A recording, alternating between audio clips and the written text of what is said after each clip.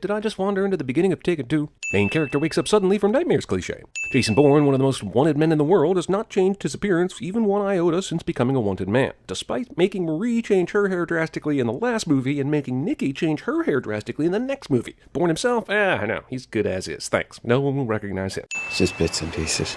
You would think since Harry has a connection to Voldemort, he'd be able to piece these memories together in a short time, and we wouldn't need 8 movies to figure them out. Oh, I'm sorry. My narration just made use of a one-time only time turner and it drifted in from another franchise. Carry on. Journaling. In case you confused it with Berlin, North Dakota. We understand you're using the full allocation for this spy. It's where we came out. Did the CIA not know how much money was going to be involved before this mission started? I never understood why, of all people, they decided to pin this on Jason Bourne, a guy that's been off the grid a couple years and has shown a propensity for revenge violence. But more importantly, can you get a fingerprint like this from anything other than an actual fingerprint on an object? Like, sure, Bourne was printed as part of his government service, but can you really go pull that ink and paper print and create this? I don't think so I'm sending it until proven wrong. Pecos Oil Chief Executive Officer Yuri Gretkov. In just 6 years, Gretkov has turned Pecos into an oil empire. Exposition by news broadcast. Also, this is just like when Colonel Stewart was watching the news broadcast about himself in the beginning of Die Hard 2, minus the naked aerobics, of course. Why is it every time there's a meeting between people doing illegal things, the person arriving is always late? And what does this have to do with the narrative at large, except nothing? It's a wonder they were able to hide here for any length of time at all, or even tried to, considering how much white people stand out in this place. Why didn't they go to Australia or something? Who runs this close to the water in tennis shoes? A fucking moron, that's who. Or someone who hates shoes. I highly doubt the overprotective Bourne from the last movie that wanted to wipe down footprints in the hotel would allow this photo to be taken. This is an exciting montage of Bourne running on the beach and Marie looking through his journal, filled with out-of-context notes that aren't going to help us understand anything. I'm gonna guess this is called padding. First off, Bourne spelled apartment with 2 P's on the sheet behind the top one. Then he realized his mistake on the next one. But my sin is for the idea that he can apparently remember his apartment well and drew a picture of a fucking staircase. Having looked at some of these notes in Bourne's journal, most of these are total bullshit that would never help you remember anything. Plus, who was I is basically the top question you're trying to answer, and it's in the middle of the journal? This journal was specifically made for a movie montage, wasn't it? Here's the cliche cotton candy vendor in Gao, India, serving all the tens of tourists teeming in the streets. Jason Bourne just sees a car. It's driving, doing what cars do, and yet somehow knows it's a guy coming to kill him. We're blown. Yeah, well, you're hiding in a town that's 99% not white people, and you never changed your appearance. This was basically inevitable. Why didn't you go to England?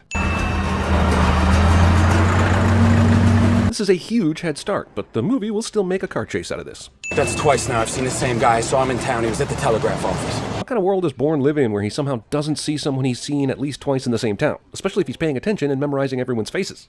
Here, take the wheel. You're gonna drive. Jason kills Marie.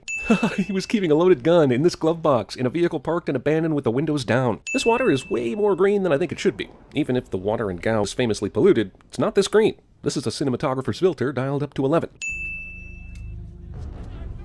Premature confidence that the job was done. Also, job well done sunglasses, in case you confused it with Moscow, British Columbia.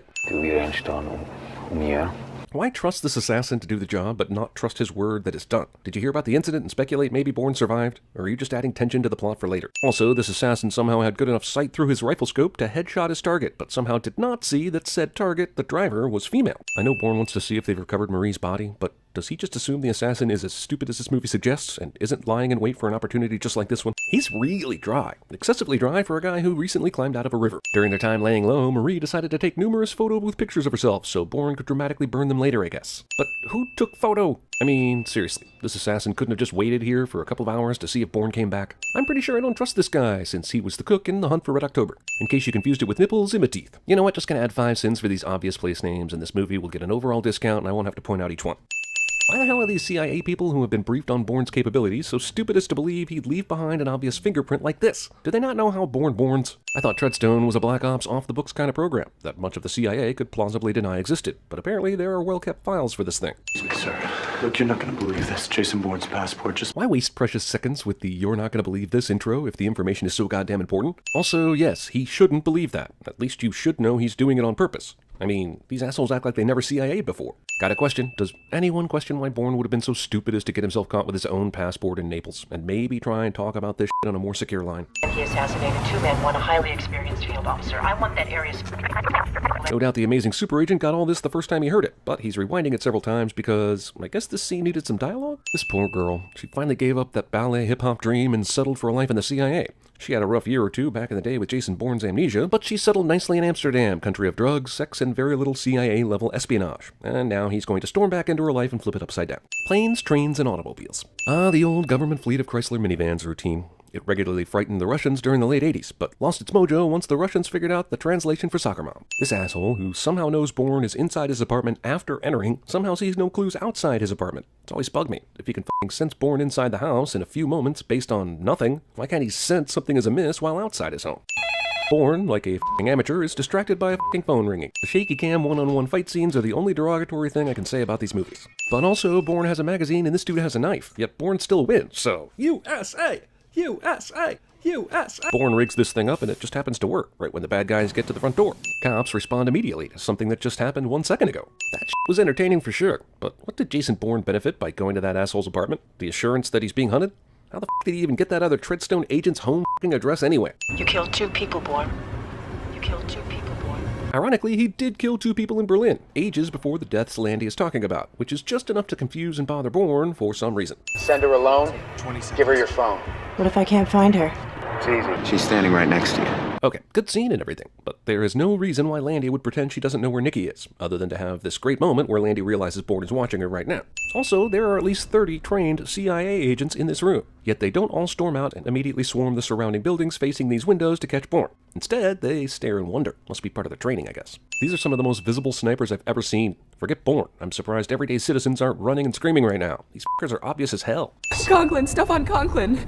It was something to do with a Russian politician. Nesky. Oh, come on. If the last 57 minutes are to be believed, you've only been able to remember bits and pieces of things. Something about a train, something Chris Cooper said to you, all vague. Now Nikki says something about a Russian politician and you come up with Nesky just like that? Wouldn't Gorbachev or Yeltsin or Putin come up first? The CIA, in town to catch Bourne, in part due to the Nesky murders, He knows something about the Nesky case. are not monitoring internet search traffic for the word Nesky. Surprisingly, the newspaper articles in this sequence actually have real written articles that go along with them. But this article clearly plagiarizes the previous one. Okay, I understand killing the kid underling who figured out the ruse. What I don't get is leaving his body here, at the site of the original crime, as though that won't cast immediate suspicion on anyone and everyone affiliated with this case, including you. This is a live project. You're a go. Bourne's memories return at a rate consistent with this movie's plot development, which is amazing. So here's Bourne once again going into a place using his real identity and whatnot so that Landy will know where he is. But how does he expect her to put 2 and 2 together about this hotel, how he killed a Russian politician and his wife, and how Conklin and Abbott are involved? Luckily, Abbott will suddenly freak out about Bourne visiting this place and say everything he needs to say on tape so that Bourne can win, even though Bourne by himself can't prove anything. Also, I find it amazing that the one assassination Bourne is trying to remember has something to do with the very thing that put this movie's plot into motion. Bourne enters this door by using a something. Also, do you really need to break into 645? Aren't most of these hotel rooms the same, especially if they're on the same floor and across the hall from each other? You need to be in the exact room to remember all this. Bourne remembers he actually killed these people, with the requisite amount of blurriness.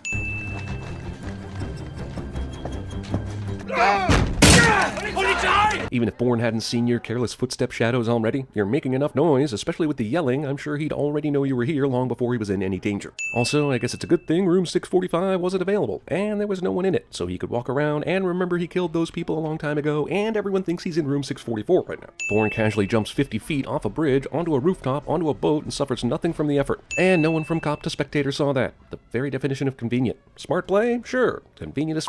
Absolutely. I recognize this room from a photo. No, you don't. They found Danny Zorn's body. This guy does not go on to finish the sentence by saying, in the exact spot where we originally found Bourne's fingerprints. They can't prove anything without Bourne. This movie is a clear case of where the villain somehow made life worse for himself by trying to kill someone who didn't need to be killed. Once you got the damn files, you didn't need to hunt down an unkillable assassin in India with amnesia who was living life peacefully with his girlfriend.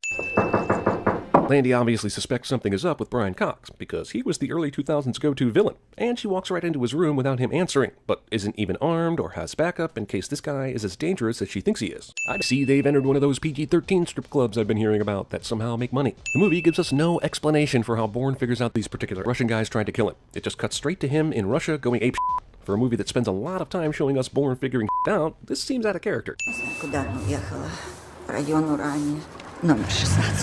Holy this random woman not only knows that Nesky's daughter moved away, but knows the exact location where she moved? Wait a minute, what's that? Someone I can't possibly see from here walking in the park with his back turned to me? Must be Bourne. This is just an awful shot from someone hired to kill someone like this. These cops let Carl Urban go after seeing some ID, but apparently don't ask any questions about the man he was trying to kill or even attempt to help him out. Bad guy utterly guesses where the good guy went, but is 100% correct cliché. Yeah, one woman walked out of that grocery store with mild urgency. He must be in there. Map reading while driving is actually 3 times more dangerous than texting while driving. But whatever, it's a movie and we're rooting for this guy, so. Also, reading a map this fast, at these speeds, in this kind of rush would be impossible even for data from Star Trek, let alone Jason Bourne. This is some next level computing bullshit going on right before our eyes. Treating a wound while driving is even more dangerous than reading a map while, oh f it. This guy is Superman in a car, I'll just accept it. Bourne is driving a taxicab, but this movie will have you believe he's in one of those souped-up Fast and Furious vehicles, complete with NOS. The old drive into 8 lanes of traffic and hope my pursuers get it worse than I do routine. Works every time. Innocent life? F you, I'm a killer running from a killer. We matter more. That anyone survives this. Somehow, with all these witnesses, Bourne still escapes into the ether after this. Also, shouldn't there be way more f***ing cars backed up in this tunnel? This is a 4-lane tunnel. Are you telling me traffic on this bitch is so minimal that Bourne's carnage has only backed up 9 cars? This asshole couldn't just meet her a normal way. Did he have to be a spooky dick about this? Surely someone like him was trained in the art of meeting strangers without breaking into their apartment. Like taking notes from that pickup artist mystery asshole, or that style asshole. Oh, you're afraid of my gun. Let me put it away, instead of, putting it away before you even showed up and Bourne, for all his genius, is a f***ing idiot. I speak English. That's beautiful. How did you know he spoke English? Did you detect that Boston accent in his Russian? Even if you did, it's a sin that the highly trained super assassin has a Boston accent to detect. Hey, I killed your parents in cold blood and made it look like your mom killed your dad. Hope you can forgive me. I mean, how do you even convince yourself to come here, let alone say that bullshit to her? Sure, you feel better, but how is her mental health right now? Do you even care? Get some rest, Pam. You look tired. He could have literally guessed that from anywhere.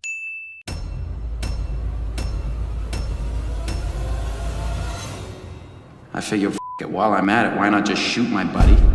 Take his job, give it to his sworn enemy, hike up gas prices, bomb a village, club a baby seal, hit the hash pipe, and join the National Guard. I could be elected president. I think about the sheer number of people who pulled together to save my sorry ass, and I can barely comprehend it. The cost of my survival was in the hundreds of millions of dollars.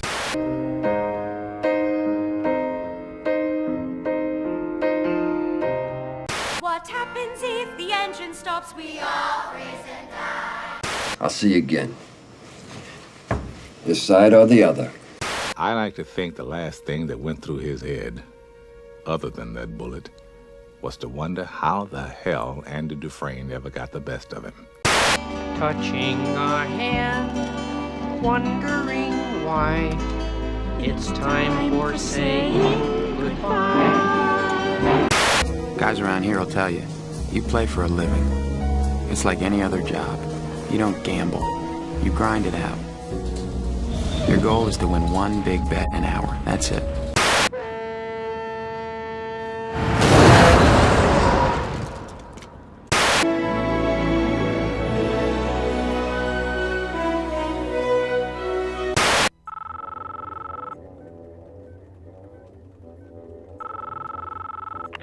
Pamela Landy. I know you're out there. I can feel you now. I know that you're afraid. Bourne? You're afraid of us. You're afraid of change.